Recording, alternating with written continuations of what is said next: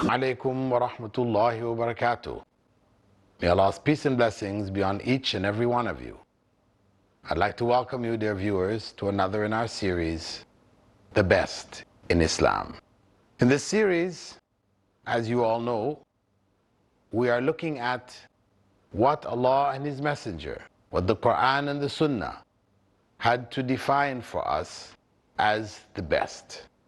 The best in Muslim actions, Islamic principles, human beings, events from our day-to-day lives. In whatever sphere, Allah and His Messenger have spoken about what is best, leaving certain principles behind which would guide us in our day-to-day lives.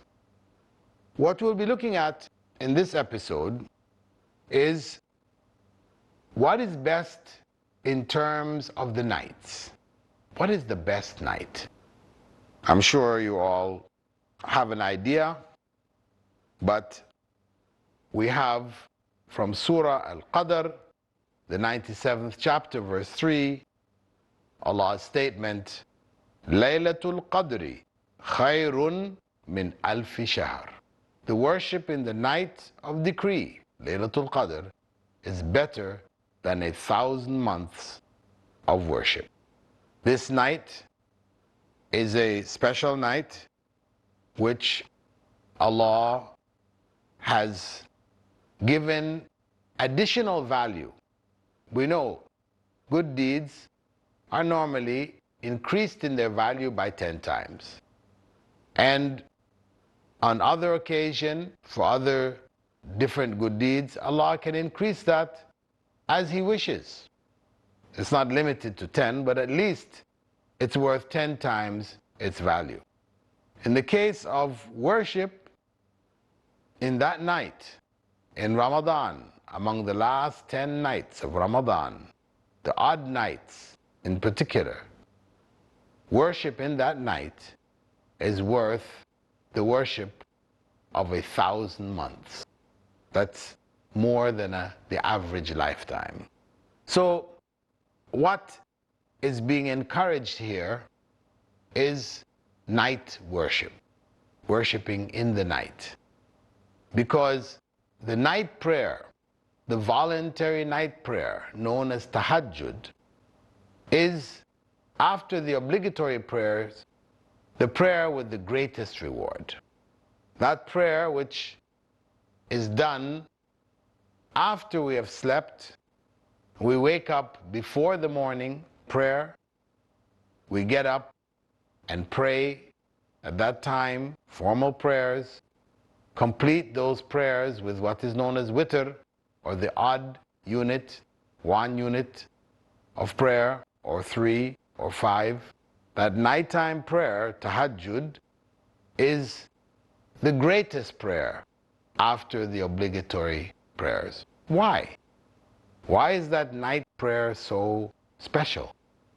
Because it is the prayer which is free from any aspects of showing off. It's just you getting up in the night. No one else knows. It's just between you and Allah.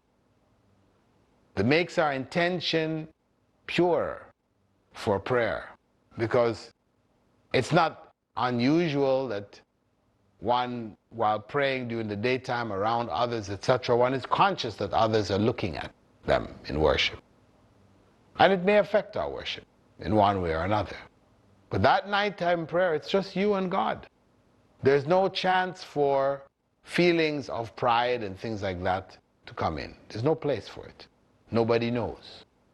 Of course, after you finish praying in the morning, you tell everybody, well, listen, I prayed last night, and okay, yes, you can destroy the reward for that prayer. But the prayer by itself is the greatest prayer after the obligatory prayers. So, in the month of Ramadan, we are encouraged to pray that nighttime prayer throughout the month. It's done together. Commonly it's called Taraweeh. But really it is Tahajjud. That's what it is. outside of Ramadan, it's just called tahajjud. They call it in Ramadan Taraweeh. But it's one and the same thing. So we are encouraged, especially in the last 10 nights, because people may be neglectful and leave the Taraweeh in the first 20 nights. At least in the last 10, we're encouraged now to make the effort to at least do the last 10 nights as tahajjud in congregation. At home, outside of Ramadan, we may do it individually or do it in congregation. It's not an obligation to do it in congregation. But the point here is that when we do this night prayer in congregation, it is supposed to motivate us and encourage us to be able to do it outside of Ramadan. That's the idea, that outside of Ramadan for the rest of the year, we do engage in it from time to time at least, as much as we can. We should be praying some night prayers. Now, some people might say, well, actually, it's only the last odd nights, because the Prophet, may God's peace and blessing be upon him, has told us to seek it in the odd nights. This is when it is likely to occur. The 21st, the 23rd, 25th, 27th, 29th. And there are some narrations which indicated that it was the 27th. It may have been the 27th on one occasion, but it was not the 27th on all occasions. Because we know that the Prophet, may God's peace and blessing be upon him, had said that Allah had told him when the night was. And he had wanted to convey that to the Ummah, for us to know exactly when that night was, so we could all catch it. But when he came from his house with the intention of going to inform it to people, he found some Muslims engaged in argumentation, and Allah caused him to forget it. So we know from that very authentic narration that the exact night is unknown. How to figure out which night it is known only to Allah. And it's quite possible that, as scholars have said, that the night may vary from year to year. It's one of the odd nights. And if we consider the fact that there are enough times when Ramadan has been miscalculated, we started one day early or we started one day late. And if we start one day early or one day late, then the 21st will become the 20th, or it will become the 22nd. It will not be an odd night anymore. So anytime we go into Ramadan, those dates that we have fixed can change. By the end of Ramadan, we'll find out that what we thought was the 27th was really the 26th or the 28th. So really, in the last 10, we should strive our utmost to do all of them. We should strive our utmost to pray all of those last 10, since we're not certain which one it may be, whether it is in fact the odd or it is actually an even number. So the best thing, the safest thing to do in Ramadan is to pray those last 10. Make sure you catch every last night. And that is encouragement because of the great reward for all of us to engage in it. But ultimately, it is encouragement to bring tahajjud back into our lives. That tahajjud be a part and parcel of our day-to-day lives. Bring it back in once a week, once a month, whatever. If we can bring it in and establish it, as we said before, quoting the Prophet, may God's peace and blessing be upon him, wherein he said that the deeds most beloved to Allah are the ones which are done consistently, regularly, even if they are small. So at least Try once a month or once a week to do tahajjud. And doing it with your family is a good thing. Gather your family together and do it all together. That's quite, we could say it's not only permissible, it's from the Sunnah. Prophet Muhammad, may God's peace and blessings be upon him, depending on which house he was in, of his wives, he would wake up the wives and the children to pray along with him in the night. Often, not necessarily every night. Some nights he would get up himself, they would wake up themselves and join him. Other nights he would sleep. He didn't do it every single night. He prayed some nights, and some nights he slept. So we need to bring back tahajjud into our lives. And this is the encouragement for us to do so. And Ramadan is the time to reestablish it. With that, we're going to take now a brief break, and we'll be continuing to look at the best in Islam after the break. Allahu Akbar, Allahu Akbar, Allahu Akbar. Welcome back from the break. And now we're going to look at another recommendation, but this time with regards to the life to come. We find a number of verses in the Quran in which Allah reminds us that that life to come in paradise is far better than this. For example, in Surah Furqan, verse 24, we find Allah subhanahu wa ta'ala saying there, Ashabul Jannah, yawma idhin khayrun mustaqarran wa ahsanu maqila. On that day, those destined for paradise will have the best abode and the nicest of places for rest. We also find in Surah Al-A'raf, verse 169, وَالدَّارُ الْآخِرَةُ خَيْرٌ لِلَّذِينَ يَتَّقُونَ أَفَلَا تَعْقِلُونَ. And the home of the hereafter is better for those who fear God. Can you not understand? These verses, and there are many others like them, remind us that everything that we consider wonderful, pleasing, pleasurable, that we strive for in this life, has an equivalent in the life to come which is far greater, far better, which outshines anything in this life, in fact.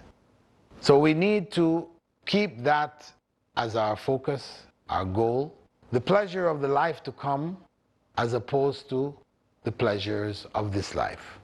Of course, it's not easy because the pleasures of this life we experience and we become addicted to them and we love them. Whereas the pleasures of the life to come are spoken about. They're written in the Quran. We hear them recited. But what they are really, we have no idea. Because the Prophet, may God's peace and blessing be upon him, has said that in paradise, the contents of paradise, no eye has ever seen, no ear has ever heard, nor has it ever crossed the mind of anyone. It is so different, so much greater. It is something unimaginable. So for us to be tied to that or focused on that which we have never perceived is not easy. The best that we can do is to try to do the right thing with regards to what Allah has commanded us. That whatever He has commanded us will eventually give us that reward. So our focus should be on the pleasure of God. To try to do whatever we're doing in a way which is pleasing to Allah. If it is pleasing to Allah, then we will attain the best in the life to come. One thing that is sure is that we will not live forever. This life is going to come to an end. That we can be absolutely certain of. The issue is, where do we want to be when it comes to an end? If we want to be in a better state, then obviously there are things that we have to do in this life.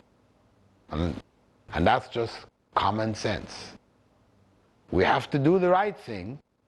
We have to avoid evil and command the good, strive for what is better, if we are to achieve what is in fact better in the life to come. So these verses are reminders for us as we get distracted and caught up in the day-to-day life and the day-to-day pleasures, worries, etc. Our minds become so entangled in the things of this life that we lose sight of the ultimate goal of this life. So these verses are reminders to us to keep focused on the goal of this life. Moving on after paradise, we looked at things concerning paradise. We're now going to look at something concerning parents. And we find a narration in Sahih al-Bukhari from Anas and Ibn Mas'ud, in which they quoted the Prophet ﷺ as saying, أفضل الأعمال الصلاة لوقتها وبر الوالدين. The best of deeds are salah on time and kindness to parents.